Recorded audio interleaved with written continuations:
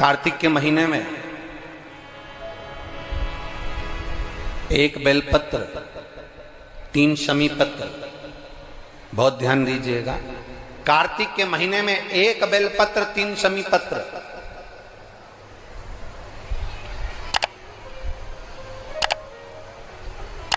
कार्तिक के महीने की दोनों अष्टमी में से किसी भी अष्टमी पर, चाहे उजाले की हो चाहे अंधेरे की, शुक्ल पक्ष की हो चाहे कृष्ण पक्ष की, एक बेलपत्र, 3 शमी पत्र, आप कभी दिल से, कभी मौका मिले हृदय से, दामोदर मास में, कार्तिक मास में अशोक सुंदरी वाली जगह का स्पर्श कर कर भगवान शंकर के शिवलिंग पर एक बार समर्पित कर कर देखना, और दूसरे वर्ष इंतजार करना कि तुमने कार्तिक महीने में अष्टमी के दिन बाबा को शमी पत्र बेलपत्र दिया था, क्या बाबा ने तेरे घर में धन और वैभव दिया कि नहीं दिया? जो स्थिति में गाड़ी चल रही थी वो स्थिति की गाड़ी तेरी पार हुई कि ना? कितने बेलपत्र? बोलो बोलो, जम के बोलो जरा। एक। कितना शमी पत्र? 3 शमी पत्र। एक बेलपत्र, 3 शमी पत्र।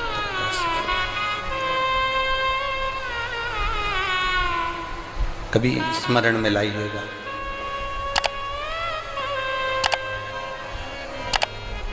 बस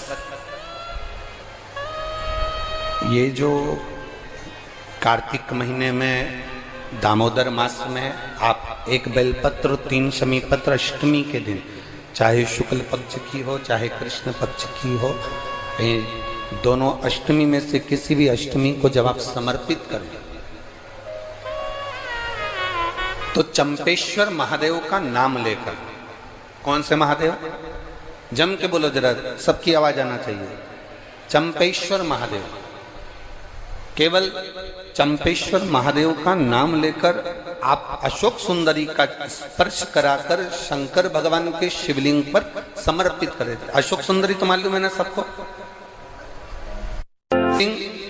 ये जलाधारी, ये बीच में से जो 2 लाइन गई, गणेश कार्तिकेय, और बीच में एक लाइन जाती है मोटी सी शिवलिंग के सम्मुख में, उसको अशोक सुंदरी का स्थान कहा गया।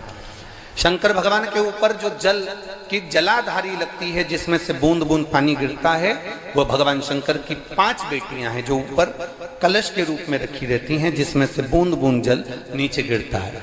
जया, विषहरा, शामली बारी, दौतली, देव। शिव जी की 5 बेटी, शंकर भगवान की 6ठी बेटी अशोक सुंदरी बीच में। जब आप बेलपत्र 1, शमी पत्र 3, चंपेश्वर महादेव का नाम लेकर अशोक सुंदरी का स्पर्श कराकर भगवान शंकर को जब आप समर्पित करेंगे इस कार्तिक महीने में, दामोदर मास में, अष्टमी तिथि के दिन, चाहे वो शुक्ल पक्ष की हो चाहे वो कृष्ण पक्ष की हो, अष्टमी तिथि को अगर समर्पित करते हैं तो आप वर्ष भर में इंतजार कर कर जरूर बताना कि तुम साल भर पहले जितना कमाते थे, वर्ष भर पहले तुम जो व्यापार व्यवसाय कर रहे थे, साल भर से जो नौकरी के लिए प्रयास कर रहे थे, उसमें सफलता आपको अगले वर्ष की दामोदर मास आने से पहले मिली कि नहीं मिली, वो स्मरण आपके भीतर होना चाहिए।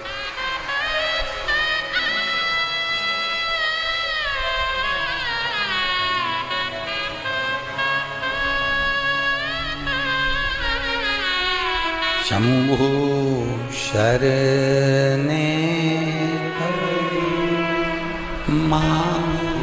घड़ी रे दुख काटो, दया करने दर्शन। आप दिल से उससे प्रार्थना करोगे तो वो दिल से दे देगा। महाराज, ईमान और जुबान 2 चीजें व्यक्ति की पक्की होना चाहिए। क्या क्या? बोलो, जम के बोलो। ईमान और दूसरी जुबान पक्की हो।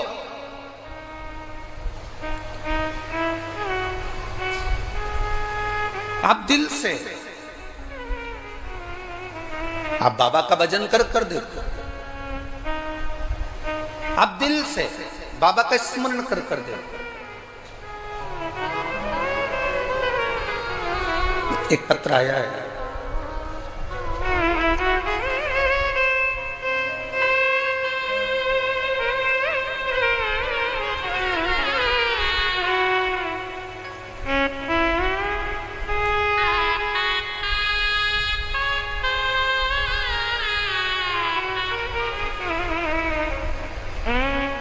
चंद्रमुखी शर्मा, पता है राया मथुरा, कहीं बैठी हैं, हाथ हिला सकती हैं, अगर कहीं बैठी हो तो हाथ हिलाइए। आपकी हैं, दोनों हाथ हिला दो एक बार, हाँ हिलाइए दोनों हाथ, ठीक है, एक बार वापिस हाथ हिला दो। चंद्रमुखी शर्मा राया मथुरा से रहने वाली हूं गुरुजी। बाबा का मैं क्या गुणगान करूं। मेरी बेटी मुस्कान कई सालों से नौकरी की तैयारी कर रही थी कि सरकारी नौकरी मिले, पर नहीं मिली। आखिरी में हताश होकर वो मंदिर जाना भी छोड़ी, भगवान का भजन करना भी छोड़ी। तब एक बार टीवी पर हमने कथा सुनी और कथा सुनकर हमारी बेटी से कहा कि देख, वो महाराज सियोर वाला कहता है कि शिव जी को एक लोटा जल चढ़ाना चाहिए। मां, हम ब्रज की रज में रहते हैं, ठाकुर जी का भजन करते हैं, शिव को जल चढ़ाने का बाबा कह रहे हैं।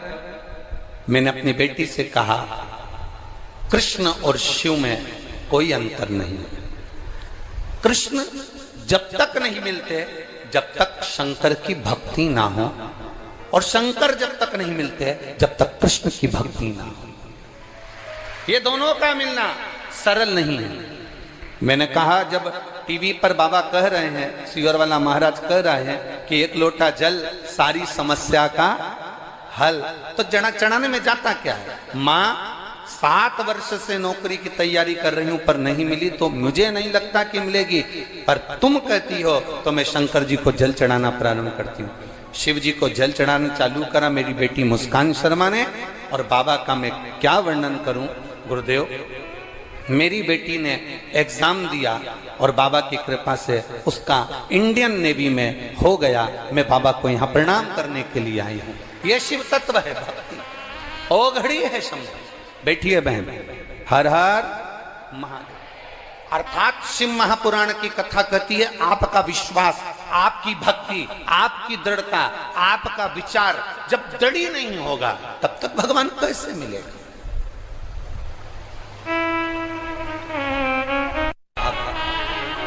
दड़ी बनकर बैठोगे, भगवान शंकर की आराधना दड़ी बनकर करोगे, ईमान और जुबान पक्की रखकर आप शिव की अगर आराधना करोगे, तो अगर कथा मिल सकती है तो क्या मेरा महादेव नहीं मिल सकता? क्या मेरा शिव नहीं मिलेगा? अवश्य प्राप्त।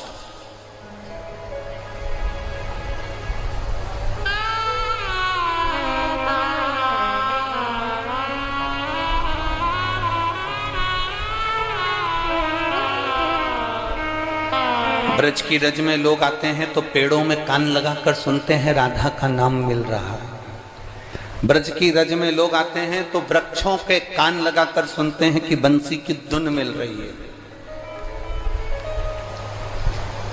हम कहते हैं इतने खो जाओ परमात्मा में।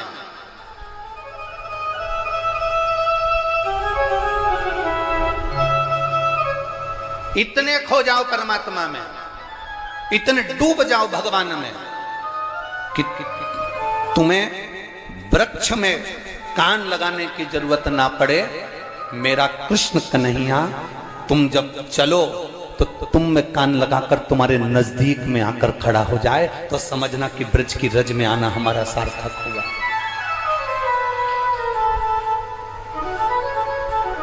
हमारा ब्रज की रज में आना सार्थक हुआ, तब समझिए आप।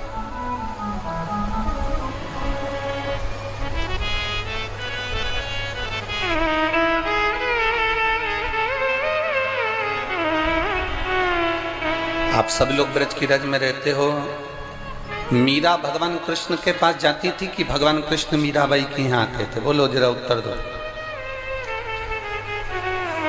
जम के बोलो जरा।